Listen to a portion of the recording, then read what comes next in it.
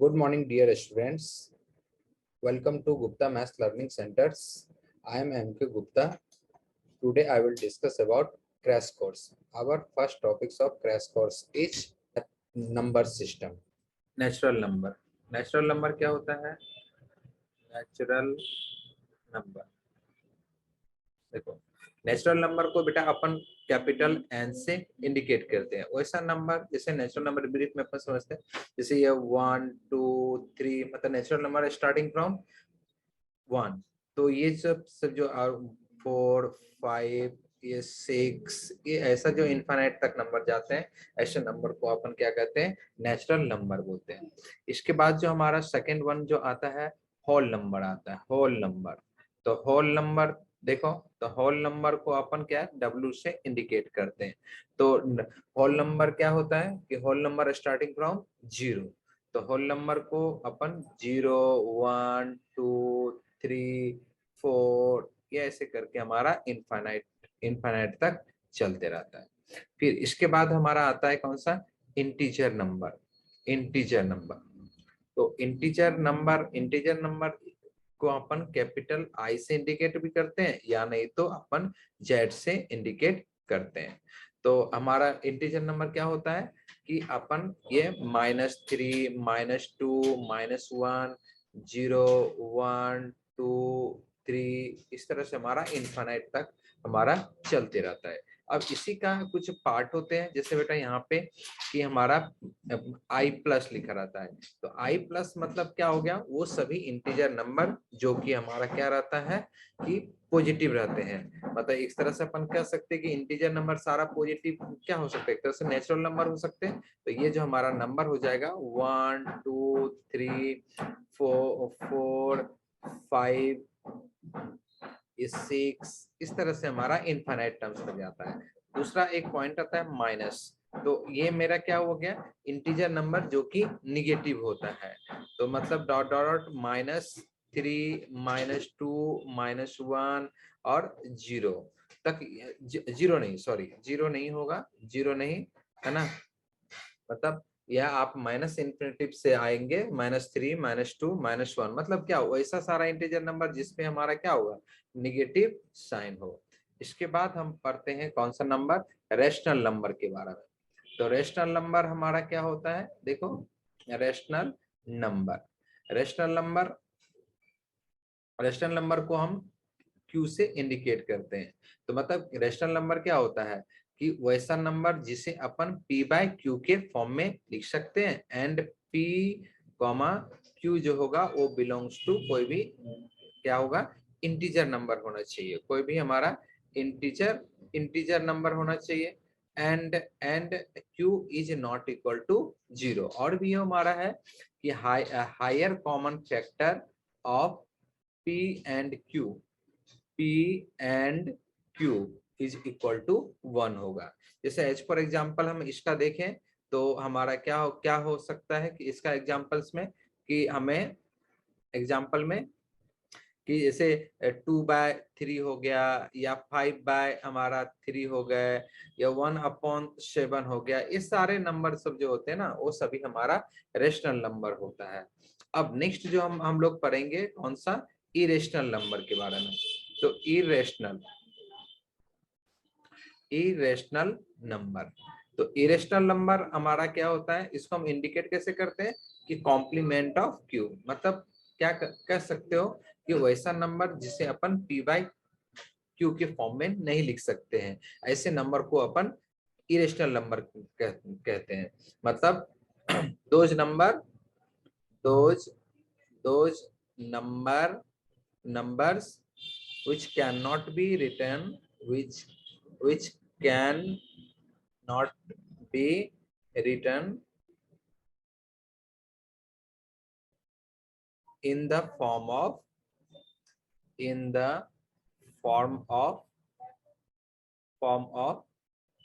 P/Q। वैसा नंबर जिसे अपन P/Q के फॉर्म में नहीं लिखते हैं। जैसे एच फॉर एग्जाम्पल, इसका हम एग्जाम्पल देखें तो अपन कह सकते हैं कि ये हमारा एग्जाम्पल क्या होगा इसका कि जिसे अपन P/Q के फॉर्म में नहीं लिख सकते। जैसे बेटा √2 हो गया या √3 हो गया पाई हो गया या ई हो गए, ये सभी नंबर हमारा क्या होता है, इरेशनल नंबर होते हैं। इसके बाद अपन कौन सा नंबर अब बच जाता है अपना, हाँ अब इसके बाद अपना बच जाता है कौन सा, रियल नंबर। रियल नंबर क्या होता है, रियल नंबर देखो, रियल नंबर हमारा, रियल नंबर जो है देखिए, रियल नंबर को हम कैपिटल आर से इंडिकेट करते हैं, ठीक है, कैपिटल आर से। तो मतलब एक नंबर, रियल नंबर क्या होता है कि एक तरह से हम इसको ऐसे भी डिफाइन कर सकते हैं, रियल नंबर जो होगा वो इज इक्वल टू हमारा क्या हो सकता, क्या होगा कि रेशनल नंबर और प्लस इरेशनल नंबर को आप ऐड कर दो ना, तो बेटा ये रियल नंबर का ही फॉर्मेशन हो जाता है। यदि रेशनल और इरेशनल को आप ऐड कर देते हो तो रियल नंबर, मतलब एक तरह से कह सकते हो कि यदि मेरा ये एक्स एक्सिस है ना, एक्स एक्सिस, ये मेरा एक्स एक्सिस है, एक्स एक्सिस, ये यदि सोचो ये एक्स एक्सिस है, तो ये मेरा एक्स एक्सिस है, तो एक्स एक्सिस पे जितना ये माइनस इन्फिनिटिव से प्लस इन्फिनिटिव तक जितने भी नंबर रहते हैं ना, वो सभी नंबर हमारा रियल नंबर होते हैं। रियल नंबर से ऊपर कोई नंबर भी नहीं होता है।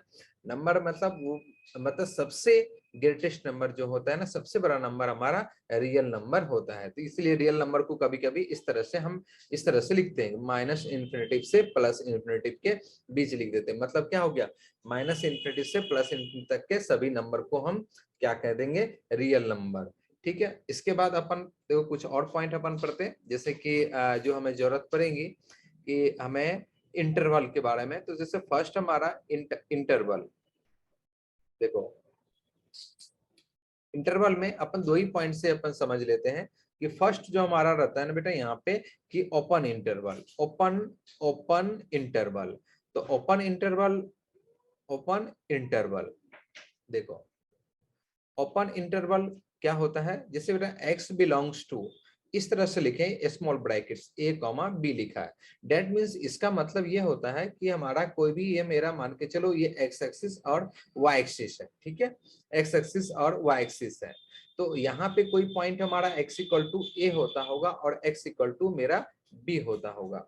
तो इसका जो मीनिंग होगा ना, ये मीनिंग ये होता है कि यहाँ से लेके यहाँ तक का, यहां से लेके यहां तक सारा नंबर होगा, लेकिन ए और बी को छोड़ के होगा, ए इसमें कंसीडर नहीं होते हैं।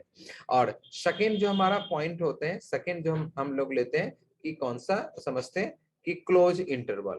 क्लोज इंटरवल यहाँ पे देखिए ये पॉइंट हमारा ए और बी यहाँ कंसीडर नहीं किए हैं। Close interval, the close interval, close interval, close interval, देखो क्लोज इंटरवल क्या होता है, इस क्लोज इंटरवल जैसे x बिलोंग्स टू इस तरह, मतलब आपका ये ब्रैकेट्स आपको यूज होगा।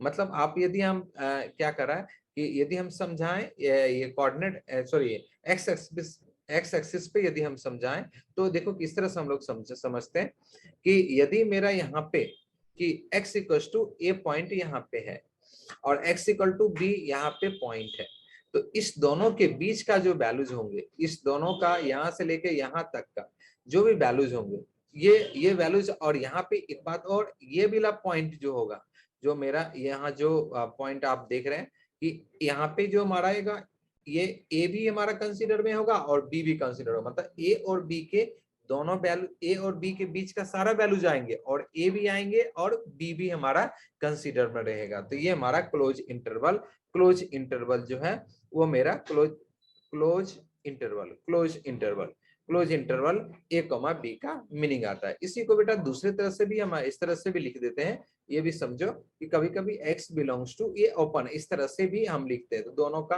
आपको कंफ्यूज नहीं होना, दोनों का मीनिंग एक ही हो गया। फिर इसके बाद हम लोग कुछ एक पॉइंट हम देखते हैं। इससे फर्स्ट कहीं अपन देखते हैं ना कि ये आर लिखा है, तो आर का मीनिंग तो हम तो समझा ही दिया आपको, क्या होता है कि माइनस इन्फिनिटी से लेके माइनस इन्फिनिटी से प्लस इन्फिनिटी के सारा वैल्यूज हो गया। सेकेंड आप देखोगे कहीं पे आर प्लस लिखा है, आर प्लस का मतलब ये होता है कि आप जीरो से इन्फिनिटी तक के सारा बीच की वैल्यूज आपने ले रखे हो। और थर्ड जो हमारा रहता है आर माइनस यदि लिख रहा है, तो इसका मीनिंग आपको ये समझना है कि माइनस इन्फिनिटी से लेके जीरो तक के सारे वैल्यू आप यहाँ पे कंसीडर कर रहे हैं। और फोर्थ में यदि कहीं पे आर नॉट लिखा है तो इसका मतलब ये हुआ कि पूरा माइनस इंफिनिटी से प्लस इंफिनिटी तक के सारा वैल्यू लिया, लेकिन हमारा जीरो को छोड़ के। मतलब इसको ऐसा भी कह सकते हो कि पूरा रियल नंबर ले रहा है लेकिन जीरो को छोड़ के। तो ये चारों में हमारा डिफरेंस तो आप समझ गए। इसके बाद कुछ और भी कुछ पॉइंट हमें जरूरत पड़ेंगे। जैसे बेटा यहाँ पे कि इवन नंबर, तो इवन नंबर आप समझते हो कि वो ऐसा नंबर जो कि 2 से डिवाइड चला जाता है। फिर ऑड नंबर जो कि 2 से डिवाइड नहीं होता है, और एक और प्राइम नंबर जो कि 1 और सेल्फ के अलावा और किसी से भी डिवाइड नहीं होता है। ऐसे नंबर को हम क्या बोलते हैं कि प्राइम नंबर। बेटा प्राइम नंबर में 2 एक सबसे स्मॉलेस्ट और इवन नंबर इकलौता एक ही नंबर है जो कि 2 है, जो कि प्राइम भी है। क्लियर है, बात तो समझ में आ गई। तो बेटा ये नंबर सिस्टम में इतना इतना भी हम समझ लें तो अपना क्या करा है, सीईटी का प्रिपरेशन सही से हो जाएगा। ठीक है, हमारा 1 1 2 3 4 5 इस तरह से हमने ये एज इट इस तरह से हमने लिखा।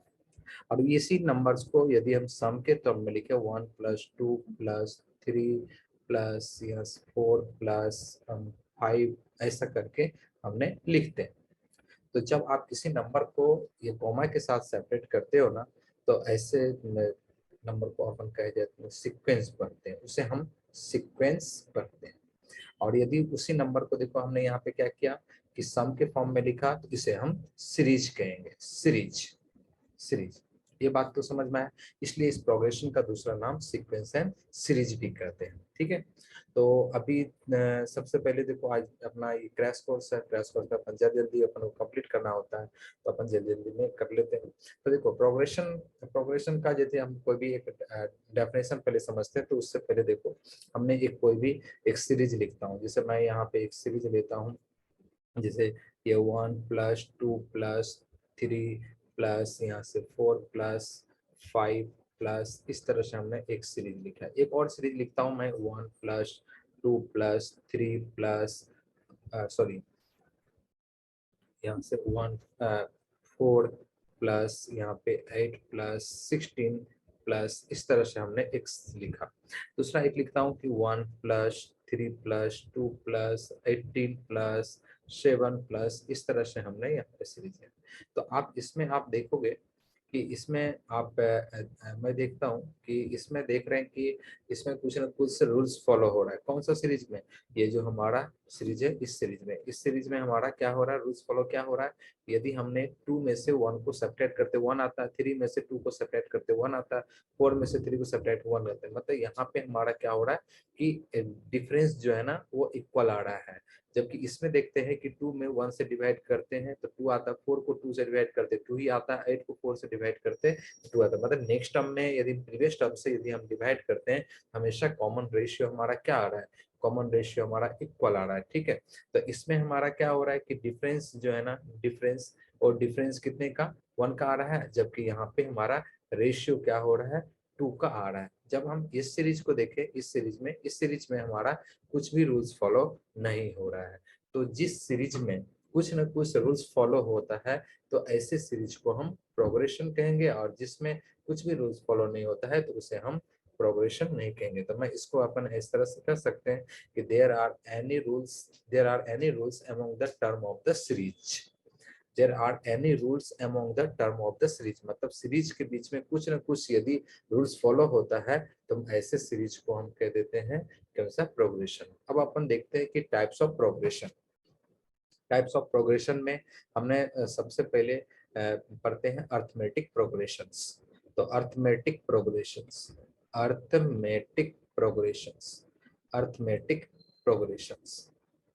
तो अर्थमेटिक प्रोग्रेशन इसे अपन क्या करा, क्या स्मॉल क्या AP भी बोलते हैं शॉर्ट फॉर्म में। ठीक है, तो अर्थमेटिक प्रोग्रेशन में हम सबसे पहले जो पढ़ने वाले हैं कि जनरल सीरीज के बारे में। तो देखो जनरल सीरीज, तो जनरल सीरीज इसका यदि आप देखोगे तो यहाँ से A, A+D, A+2D, A+3D इस तरह से हमारा क्या कर रहा है, सीरीज हमारा बढ़ रहा है। ठीक है बेटा, तो आप इस सीरीज में यदि आप देखेंगे कि आप यदि देखो कि ये मेरा क्या है, फर्स्ट टर्म्स है, ये मेरा क्या है, सेकेंड टर्म्स है, और ये मेरा थर्ड टर्म्स है, और ये मेरा फोर्थ टर्म्स है।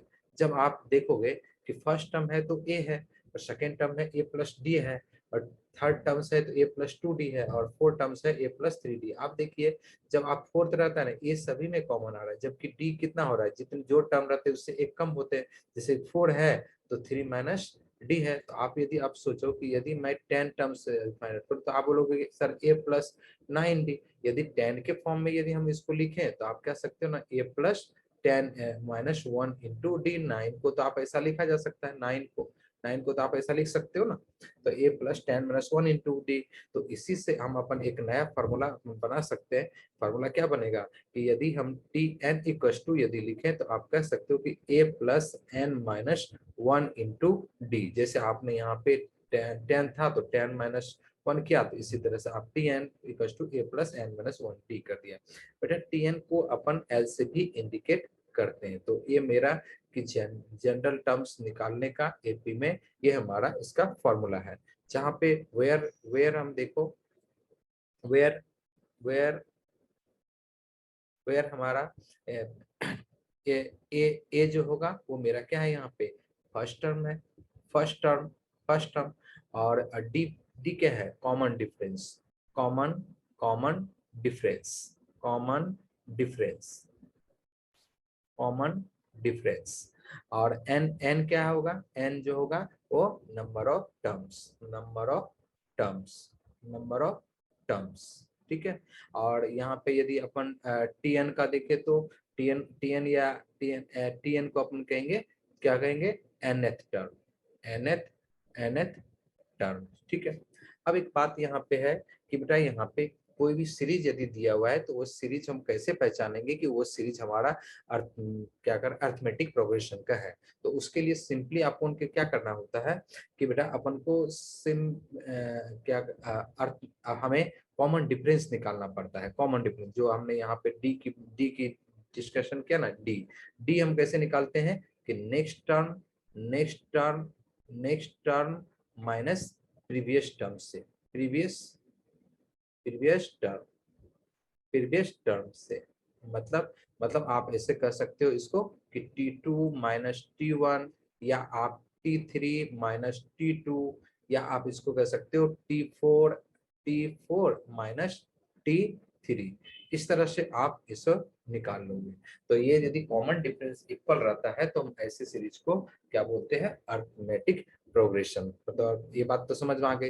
यदि हम एक कोई क्वेश्चन देख लेते हैं, एक क्वेश्चन, छोटा सा क्वेश्चन लेते हैं कि यदि हमसे पूछा जा रहा है कि फाइंड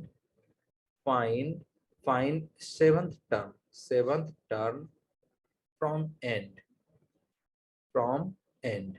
एंड से हमको 7 टर्म्स दिया हुआ है, जबकि सीरीज मान के चलो बेटा ये 2 प्लस 4 प्लस 6 प्लस 8 प्लस इस तरह से हमारा मान के चलो 500 दिया, 500 दे रखा है, 500। तो हमें मतलब क्या यहाँ पे कि 7 टर्म्स फ्रॉम एंड से हमें फाइंड आउट करना है। तो देखो इसकी सॉल्यूशन बहुत सिंपल है कि हम सॉल्यूशन कैसे इसका देखेंगे। तो देखो यहाँ से देखो हमारे पास जो अभी जो हम फार्मूला देखे थे, ये वाला फार्मूला जो है आपका कौन, ये वाला जो हमारा फार्मूला है, ये फार्मूला हमारा किसके लिए है कि जब आप यहाँ पे n की वैल्यूज 1 पुट करते हो तो ये फर्स्ट टर्म देता है, n की वैल्यूज 2 रखते हो तो a plus D second term, ये 3 रखते हो तो क्या होता है, ये थर्ड टर्म देता है। मतलब ये जो हमारा tn का जो फार्मूला है ना, वो स्टार्टिंग से कोई भी टर्म्स देता है, जबकि हमारे पास हमें जो अभी क्वेश्चंस पूछे गए हैं, क्वेश्चन क्या होते हैं, लास्ट से पूछा गया, तो लास्ट से तो वो फार्मूला हमारा नहीं है, लेकिन फिर भी हम क्या करेंगे, उसी को यूज करेंगे। तो यूज कैसे हम कर लेंगे,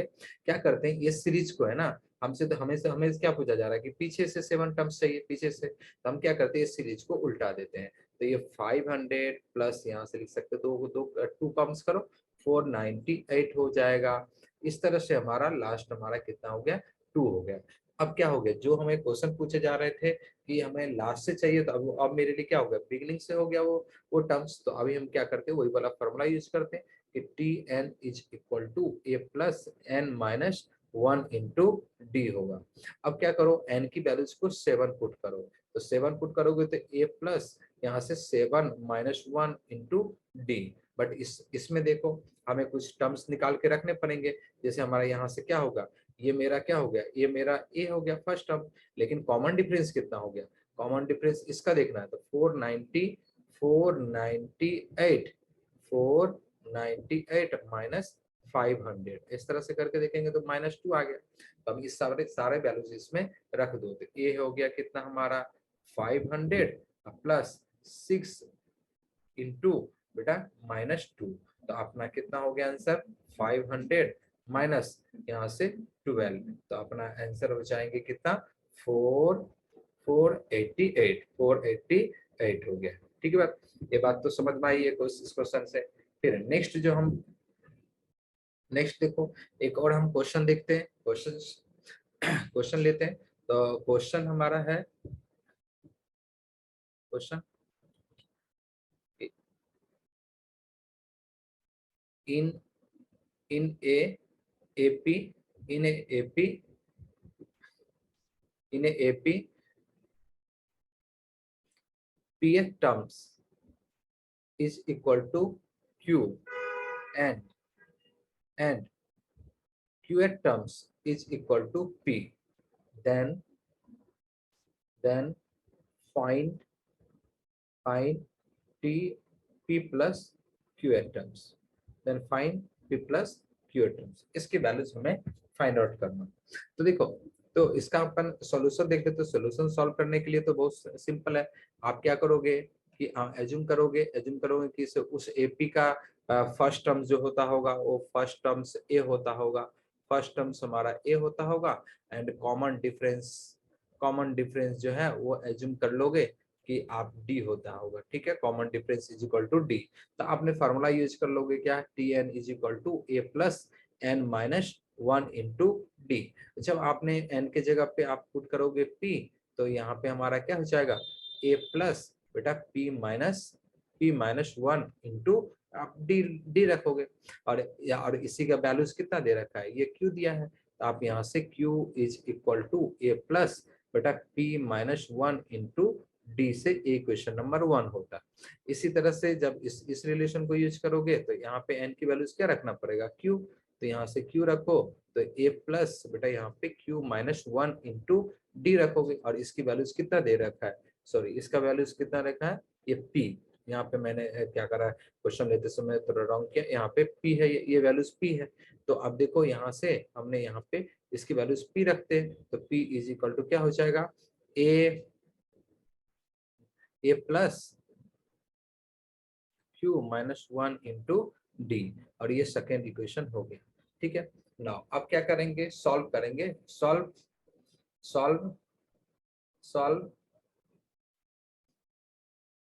इक्वेशंस फर्स्ट एंड सेकेंड। अब सॉल्व करोगे ना तो आपको यहाँ पे क्या आएगा, q की वैल्यू जब आप सॉल्व करोगे तो आप क्या इसकी वैल्यूज -1 आएंगे, और a की वैल्यू सॉल्व करोगे तो p प्लस q प्लस -1 आएगा। ठीक है, p प्लस q माइनस 1 आता है जब आप सॉल्व करेंगे। और फिर देखो आप इसको सॉल्व करने के बाद फिर आपको कौन सा पूछ रहा है, ये टर्म्स, तो ये टर्म्स में यहाँ पे फिर से पुट करोगे, तो यहाँ से हमारा क्या हो गया, टी पी प्लस क्यू, और यहाँ से ए प्लस, यहाँ फिर रखोगे आप पी प्लस क्यू माइनस 1 और इंटू डी, और आप ए की वैल्यूज यहाँ पे पुट कर दीजिए, यहाँ से ए की वैल्यूज, तो यहाँ पे हमारा P plus Q minus 1 in plus यहाँ पी प्लस क्यू माइनस 1, और डी की वैल्यूज कितना हो गया -1, और जब आप इसको सॉल्व करेंगे तो आंसर 0 आता है। लेकिन बेटा यहाँ पे देखो, लेकिन यहाँ पे हमने तो प्रोसेस सॉल्व किया तो बहुत टाइम लग गया, लेकिन मैं इसका एक शॉर्ट फॉर्म सॉल्व करूंगा, शॉर्ट फॉर्म से। जैसे देखो हमें क्वेश्चन में क्या दे रखा था कि पी एट टर्म्स की वैल्यूज उस एपी का क्यू दिया, और क्यू एट टर्म्स की वैल्यूज कितना दे रखा है, क्यू दिया है, सॉरी पी एट टर्म्स की वैल्यू क्यू, और क्यू एट टर्म्स की वैल्यूज सॉरी पी दिया है, पी दिया है, और हमें फाइंड आउट करना है कितना, p प्लस क्यू की वैल्यूज कितना होगा। तो देखो इसे यहाँ पे एक शॉर्ट ट्रिक सीखते हैं। तो शॉर्ट ट्रिक्स में हम शॉर्ट ट्रिक देखो, हमने यहाँ पे क्या करना है कि हमें देखो अभी जो हमारा टर्म्स है ना, कि हमें ये एपी का टर्म्स है, तो मैं क्या करूंगा, पी की वैल्यूज को 1 पुट करूंगा, पी की वैल्यूज यहाँ पे 1 पुट कर दिए और क्यू की वैल्यूज को 2 पुट कर दिए। तो ये क्या हो गया, T1 की वैल्यूज सॉरी यहाँ पे क्या हो गया 2 हो गया, और ये T2 हो जाएगा कितना P। देखो मैंने क्या किया, ये P की वैल्यूज को यहाँ पे रखा, यहाँ पे रखोगे और यहाँ पे रखोगे P, और Q की वैल्यूज को यहाँ रखोगे और यहाँ रखोगे, तो ऐसा ही होगा। जब यहाँ पे आप रखेंगे तो क्या हो जाएगा, यहाँ से 1 + 2 मतलब क्या हो गया, थर्ड टर्म्स की वैल्यूज हमसे पूछा जा रहा है। ठीक है बेटा, थर्ड टर्म्स की वैल्यूज यहाँ पे पूछा जा रहा है, थर्ड टर्म्स की वैल्यूज हमें पूछा जा रहा है।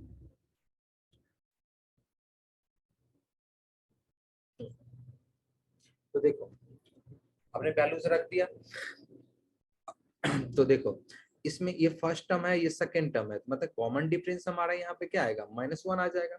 जबकि अब ये थर्ड टर्म्स है, तो ये सेकंड टर्म थर्ड टर्म, अब कॉमन डिफरेंस -1 होने के लिए इसकी वैल्यूज को, थर्ड टर्म की वैल्यूज को क्या होना पड़ेगा, 0, तभी तो कॉमन डिफरेंस हो गया। तो देखो यहाँ पे समझ पाए बेटा, ये शॉर्ट ट्रिक्स कितनी इजी है। आपको यहाँ पे लगे तो आप ऐसा भी कर सकते हो, ऐसा नहीं कर सकते हो कि 1 और 2 ही रखें, पी की वैल्यूज आप लगे तो 2 रख लो और क्यू की वैल्यूज को 3 रख लो, तो फिर भी वही आंसर आएंगे। देखो यहाँ से पी आपने 2 रखा, इसकी वैल्यूज 3 आ गया, और यहाँ पे वैल्यूज कितना रखा, क्यू की वैल्यूज 3 रखा, तो यहाँ कितना हो गया 2, मतलब डिफरेंस हमारा कितना आ गया, डिफरेंस हो गया -1 का। अब देखो आप यहाँ पे क्या रखोगे, p + q मतलब 2 + 3 मतलब क्या हो गया, फिफ्थ टर्म्स की वैल्यू चाहिए। तो अब सोचो यहाँ से जो सेकेंड टर्म 3, थर्ड टर्म्स हमारा 2, तो फोर्थ टर्म्स कितना होगा, फोर्थ टर्म्स हमारा 1 होगा, तभी तो कॉमन डिफरेंस 1 का चलेगा।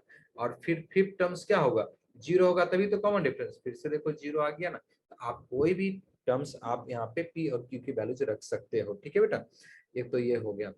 इसके बाद फिर आगे अपन देखते हैं, नेक्स्ट और क्वेश्चन लेते हैं, उससे कि इन AP Tm is equal to 1/n, comma, और Tn is equal to 1/m, where मेरा ब्रैकेट्स में लिखा है m is not equal to n. Find find a find a minus d, की वैल्यूज बताओ, जबकि where Tn, a, d are nth term, first term and common difference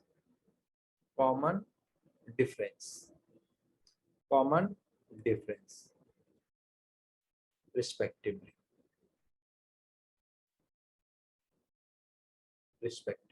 ठीक है, अब देखते हैं इसके सॉल्यूशन।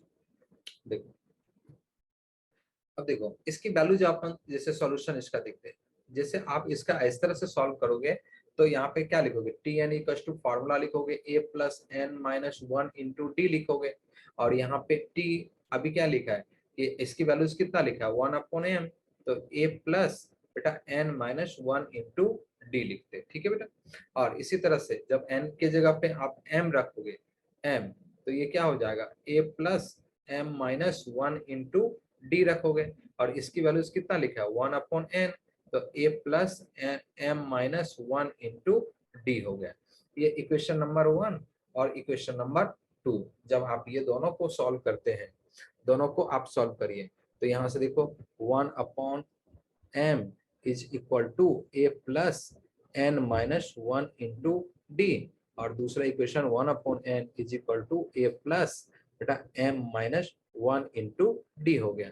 और फिर क्या करें, इस दोनों को सब्ट्रैक्ट कर दो। जब आप सब्ट्रैक्ट करोगे तो ये दोनों टर्म्स तो हमारा कट हो जाएगा, तो फिर हमारे यहाँ पे बचेगा क्या टर्म्स, ये 1/m - 1/n बचने वाला है, और इधर क्या बचेगा n - m × d बचेगा।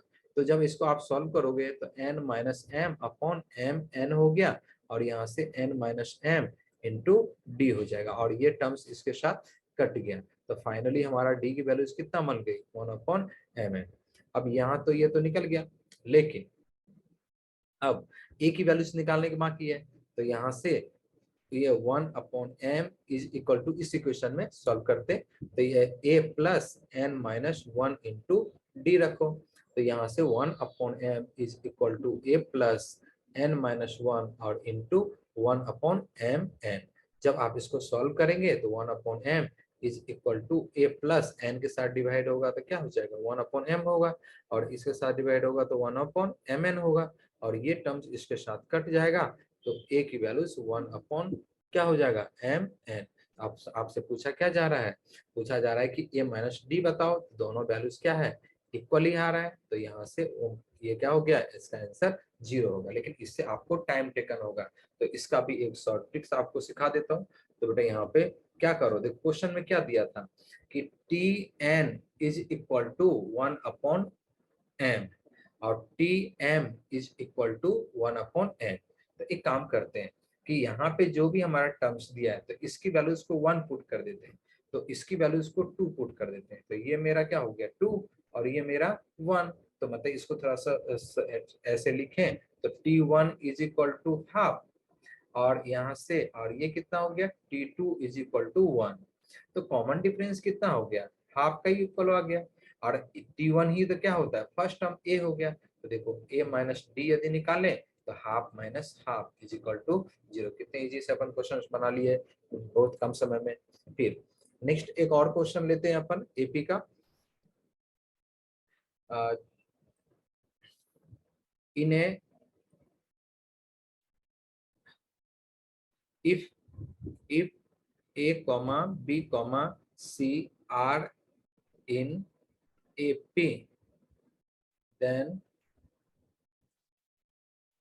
a minus c का whole square is equal to, first option 4 into B square plus A C, second option 4 into B square minus A C, and third option 4 B square plus A C, and fourth option B square minus 4ac। इसको इस question को हम लोग solve करते हैं। तो देखो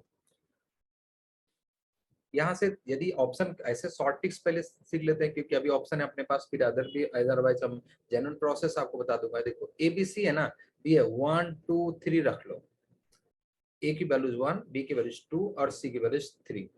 तो यहाँ से देखो 1 माइनस 3 का होल स्क्वायर कितना हो जाएगा 4। तो पहले देखो 4 किस में आता है, यहाँ 4 इंटू बी की वैल्यूज 2 का स्क्वायर, अब प्लस 1 इंटू 3, ये तो 4 के इक्वल नहीं आएगा, ये ऑप्शन गया। फिर देखो 4 इंटू 2 का स्क्वायर माइनस 1 इंटू 3, हाँ ये 4 के इक्वल आ गया, ये ऑप्शन हो जाएगा। फिर देखो 4 इंटू 2 का स्क्वायर प्लस 1 इंटू 3, देखो ये भी नहीं आया 4 के इक्वल, और यहाँ से देखो 2 का स्क्वायर माइनस 4 इंटू 1 इंटू 3, और ये भी नहीं आया, तो ऑप्शंस मेरा ये 2 आ गया। देखो कितना इजी से ओपन हो गया। लेकिन इसका फिर प्रोसेस भी बताता हूँ। अभी क्वेश्चंस जो है बोला जा रहा है कि a b c are in AP, ये यदि मेरा एपी में है तो मतलब that means 2b is equal to a plus c होगा, और अभी हमें क्या दिया है कि a माइनस सी का होल स्क्वायर बताइए, तो इसको यदि हम सॉल्व करें तो ए square plus c square minus 2ac होगा। नाउ अब इसमें क्या करो आप कि प्लस 2ac अब माइनस 2ac और ऐड कर दो, तो यहाँ से देखो जब आप a square plus c square plus 2ac minus 4ac कर लें, तो ये हमारा क्या हो जाएगा a प्लस सी का होल स्क्वायर माइनस 4ac होता है, और a प्लस सी कितने के इक्वल है, ये 2b के इक्वल है, तो मैं यहाँ पे 2b का होल स्क्वायर माइनस 4ac हो गया, मतलब 4b स्क्वायर माइनस 4ac, मतलब आपका सेकेंड ऑप्शन हो गया बी स्क्वायर माइनस ac के इक्वल, सेकेंड ऑप्शन ये मेरा हो जाता है। ठीक है, नाउ इसके बाद अपन पढ़ते हैं कौन सा, अर्थमेटिक अर्थमेटिक मीन के बारे में। Arithmetic mean, arithmetic arithmetic mean. Arithmetic mean. Arithmetic means का डेफिनेशन क्या होता है कि अर्थमेटिक मीन में कि यदि 3 or more terms are in AP, 3 or more terms are in AP, 3 or more terms, 3 or sorry 3 or more than more than more than 3 or more terms, more terms are in AP, then number of terms lies between first and last are called arithmetic means. ठीक, मतलब यहाँ से क्या कर रहा है, जैसे मान के चलो जैसे ये 2 4 2 4 6 8 यहाँ पे 10 यहाँ 12 दिया, ये सारा देखो एपी में है ना। यदि एपी में 2 और 2 से ज्यादा टर्म्स यदि हमारा रहता है तो पहला टर्म्स को छोड़ दो और सेकेंड लास्ट टर्म को छोड़ दो, इसके बीच में जितने भी टर्म्स होंगे ना ये सारे अर्थमेटिक मीन कहलाएंगे। यही मैं यहाँ पे डेफिनेशंस में लिखाया है। अब देखो, अब हम आगे देखते हैं कि यदि यहाँ से नोट में याद रखिएगा कि हमारा टर्म्स किस में होना चाहिए, एपी में होना चाहिए। अब देखो, यदि ए कैपिटल ए एंड बी ये यदि एपी में है तो मतलब इतना तो श्योर है एपी में होगा, तो डेट मीन्स हमारा यहाँ से ये एक मीन हो जाएगा, 2 नंबर के बीच में एक मीन तो जरूर हो जाएगा। तो यहाँ से डिफरेंस क्या हो जाएगा, डिफरेंस तो इक्वल होगा, एपी में होगा तो बी माइनस ए, मतलब यहाँ से 2a is equal to A plus B, तो a is equal to A plus B upon 2 हमारा ये हो गया अर्थमेटिक मीन निकालने का फॉर्मूला। मतलब आपको दो यदि कोई नंबर दिया है, जैसे मान लो 2 और 8 के बीच में एक अर्थमेटिक मीन इंसर्ट किया गया है, एक इंसर्ट, इसकी वैल्यूज निकालो तो आप सिंपली क्या करोगे, a is equal to 2 plus 8 upon 2 रख दोगे जो कि 5 हो जाएगा। आप कह दोगे कि इसे 2 नंबर के बीच में जो एक अर्थमेटिक मीन है वो मेरा 5 होगा। ठीक है, लेकिन ये भी हो सकता है कि दो एक से ज्यादा अर्थमेटिक मीन रहा, तब कैसे सॉल्व करेंगे, तो हमने हेडिंग डाल लेते हैं कि to insert an arithmetic means between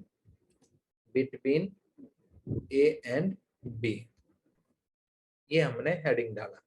ठीक है बेटा, तो यहाँ से देखो हमने ये जो अभी यहाँ पे जैसे ये ए है arithmetic mean A1 A2 A3, इस तरह से हमारा AN और B ये सारा क्या हमें होना चाहिए, एपी में होता होगा। तो अभी देखो, तो यहाँ से हमने क्या करते हैं कि टोटल टर्म्स गिनते हैं, कितने हैं, एन अर्थमेटिक मीन है टोटल, यहाँ से यहाँ तक देखोगे तो कितने कितने अर्थमेटिक मीन है टोटल, यहाँ से यहाँ तक तो एन अर्थमेटिक मीन और एक टर्म्स ये और एक टर्म्स ये हो गए, टोटल एन प्लस 2 टर्म्स हो गए। ठीक है बेटा, यहाँ से तो आप देखो यहाँ से इस फार्मूला को यदि हम यूज करें तो अभी देखो टी एन इक्वल्स टू, हमने फार्मूला लिखते हैं टी एन इक्वल्स टू क्या होता है a plus n minus 1 into D होता है। ठीक है बेटा, यहाँ से तो अभी हमने यहाँ पे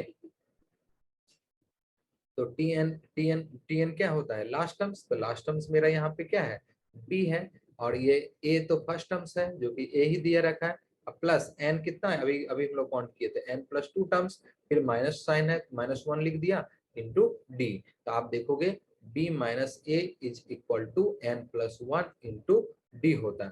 तो यहाँ से d इज इक्वल टू क्या लिखोगे, b minus 1 upon N plus 1, यहाँ से आपने कॉमन डिफरेंस आपने निकाल लिया, जहां पे n क्या है, नंबर ऑफ अर्थमेटिक मीन। देखो जब ये आपका निकल गया तब तो आप आराम से सॉल्व कर सकते हैं, क्या फर्स्ट अर्थमेटिक मीन क्या होगा, तो a प्लस डी हो जाएगा, और ये तो तुमको दिया रहेगा ये, और d कहाँ से निकाल लोगे, d तो यहाँ दिया हुआ है। सेकेंड अर्थमेटिक मीन निकालना है तो a प्लस 2d आप लिखोगे, थर्ड अर्थमेटिक मीन निकालना है तो a प्लस 3d लिखोगे। इसी तरह से हमारा n अर्थमेटिक मीन निकालना है तो a प्लस एन डी निकाल लोगे। ठीक है बेटा। अब इस पे यदि हम क्वेश्चन एक देखते हैं तो क्वेश्चन यदि हमसे पूछा जा रहा है क्वेश्चन क्वेश्चन कि बेटा टू एंड टू टू और 12 के बीच में 2 और 12 के बीच में 3 अर्थमेटिक मीन इंसर्ट किया गया है। ठीक है। तीन अर्थमेटिक मीन इंसर्ट किया गया है। ठीक है, 3 इंसर्ट किया गया है। तो आपको फाइंड आउट करना है, फाइंड आउट क्या करना है, फाइंड आउट करना है कि A3 की वैल्यूज कितनी होगी। देखो तो इसको हम सॉल्व करते हैं। तो सबसे पहले देखो हमने क्या करते हैं, हमारे लिए फार्मूला के अकॉर्डिंग ये मेरा A हो गया और ये मेरा B हो गया। हमें थर्ड अर्थमेटिक मीन निकालना है।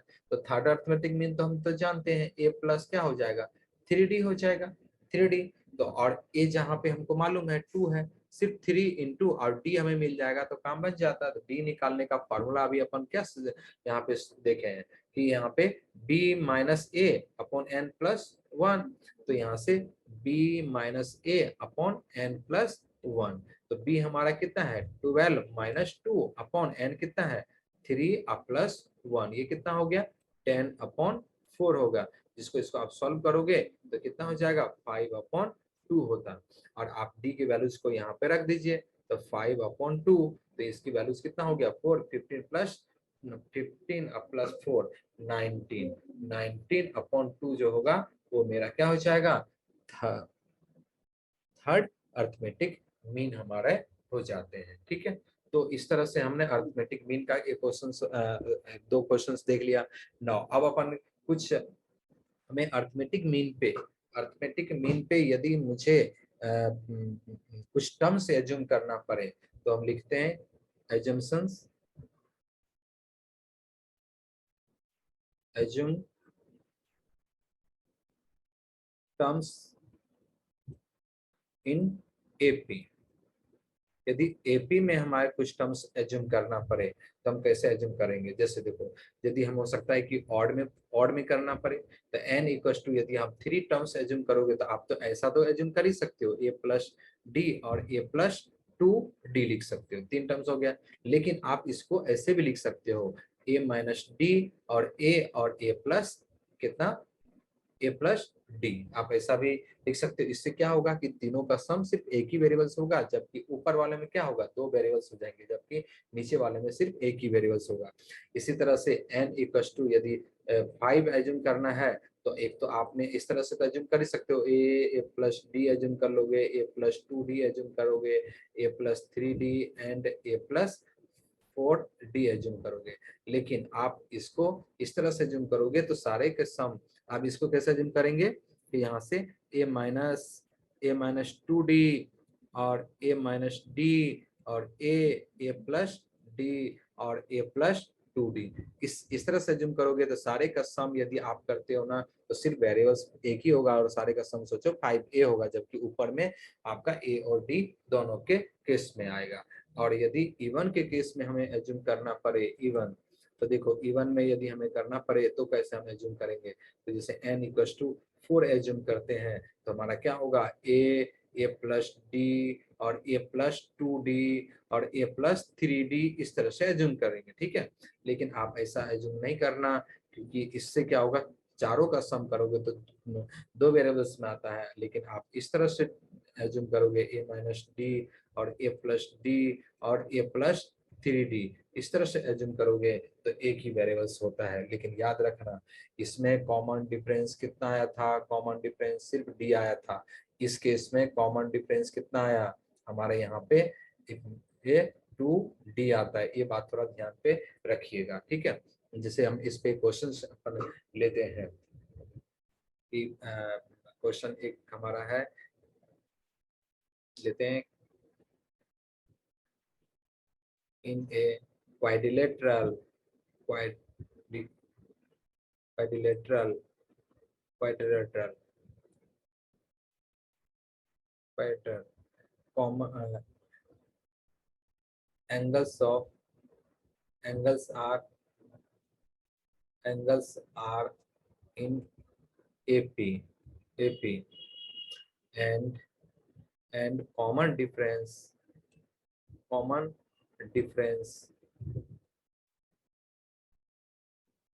is equal to 10 degree. Find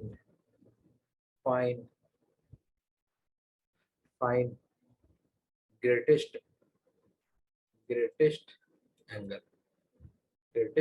angles. तो देखो, तो इसका अपन सॉल्यूशन देखते हैं। तो हमें क्या कर रहा है, क्वाड्रिलेटरल का एंगल एज्यूम करना है। तो अपन क्या करेंगे, a माइनस 3d एज्यूम कर लेते हैं, a plus D a minus D assume कर लेते हैं, और a प्लस डी एज्यूम कर लेते हैं, और एक हमारा a प्लस 3d। अब सोचो, एपी में एंगल का सम हम कर लेते हैं, क्योंकि क्वाड्रिलेटरल में एंगल का सम कितने के इक्वल होता है, 360। मतलब 4a इज इक्वल टू कितना हो गया, 360। तो यहाँ से a इज इक्वल टू कितना हो गया, 90 डिग्री। अब कॉमन डिफरेंस कितना दिया, तो कॉमन डिफरेंस की वैल्यू 10 दिया, जबकि आपको क्वाड्रिलेटरल में देखोगे दोनों का डिफरेंस कितना आ रहा है, डिफरेंस 2d का। तो ये मेरा 2d के इक्वल हो गया, तो d इक्वल टू 5 डिग्री। तो ग्रेटेस्ट एंगल कौन सा हो जाएगा, a प्लस 3d। तो a की वैल्यू 90 प्लस 3 इंटू 5, तो 15 हो जाएंगे, 105 डिग्री इसका आंसर हो जाएगा। अब कुछ इसके प्रॉपर्टीज देख लेते हैं। तो देखो यहाँ से प्रॉपर्टीज में, जैसे आप एपी का जो कुछ प्रॉपर्टीज होता है, प्रॉपर्टीज देखो, यदि आप किसी फर्स्ट में किसी एपी का सीरीज है, जैसे 1, 2, 3, 4, 4, इस तरह से हमारा एपी का सीरीज है। अब इस सीरीज में देखो, किसी भी नॉन जीरो कांस्टेंट से आप ऐड करो, 2 से मान के चलो ऐड करते हैं सभी इस टर्म में, तो 2 + 1 कितना हो जाएगा, 3, ये कितना हो गया 4, यहाँ से देखो ये इधर कितना हो जाएगा 5, और यहाँ से 6। देखो ये इस तरह से, तो जो नए सीरीज हुआ ये भी मेरा क्या हुआ, एपी में आ गया। यदि आप सब्ट्रैक्ट करो तो देखो 1 - 2 -1, 2 - 2 0, या 3 - 1 1, और यहाँ पे 2, ये भी क्या हो रहा है, एपी में आ रहा है। और यदि मल्टीप्लाई करो उसी नॉन जीरो कांस्टेंट से, तो 1 × 2, 2 × 2, 3 × 2, और 4 × 2, तो ये भी हमारा क्या आ रहा है, देखो एपी में ही आ रहा है। देखो यहाँ से कितना आ रहा है, ये 2 आ रहा है, ये 4 आ रहा है, ये 6 आ रहा है, और ये कितना आ रहा है, 8 आ रहा है। फिर आप डिवाइड भी करो, डिवाइड आप जरूर करोगे, तो 1/2, 2/2, 3/2, और 4/2, ये सब भी जो आप सीरीज देखोगे ना, ये भी क्या हो रहा है, देखो 2 - 1 हाफ हाफ, तो ये भी हमारा एपी में आ रहा है। तो यहाँ से क्या समझ में आया, किसी भी एपी सीरीज में यदि किसी नॉन जीरो कांस्टेंट से इस टर्म में ऐड करे, सब्ट्रैक्ट करे, मल्टीप्लाई करे और डिवाइड करे, तो नए सीरीज जो बन के आते हैं वो भी मेरा एपी में ही होता है। और सेकंड देखो, सेकंड इस कोई सीरीज लेते हैं एपी का, जैसे 2, 4, 6, 8, 10 और 12, और दूसरा यहाँ से लिखते हैं 2, 4, 6, 8 और 10। तो जब आप ये सीरीज में देखेंगे, तो स्टार्टिंग से फर्स्ट और लास्ट से फर्स्ट दोनों का सम करो। ये स्टार्टिंग से सेकेंड और लास्ट से सेकेंड, देखो स्टार्टिंग से सेकेंड और लास्ट से सेकेंड, देखो 4 + 10, और स्टार्टिंग से थर्ड और लास्ट से थर्ड, 6 + 8, क्या हो रहा है, सारा कांस्टेंट ही वैल्यू जा रहा है। इस केस में भी देखो वही हो रहा है, 2 + 10, 2 + 10 कितना हो रहा है, 12, और इस दोनों का भी देखो स्टार्टिंग से सेकेंड और लास्ट से सेकेंड, 4 + 8 कितना हो रहा है, 12 आ रहा है, और 6 + 6 ये भी कितना आ रहा है, 12 आ रहा है। मतलब अपने यहाँ पे क्या देखे एपी सीरीज में, कि किसी भी एपी सीरीज का यदि एपी सीरीज है, तो स्टार्टिंग से फर्स्ट और स्टार्टिंग से फर्स्ट और लास्ट से फर्स्ट दोनों का नंबर का सम, इसी तरह सेकंड वाले नंबर का सम, थर्ड वाले नंबर का सम, ये कांस्टेंट रहता है, कांस्टेंट होता है।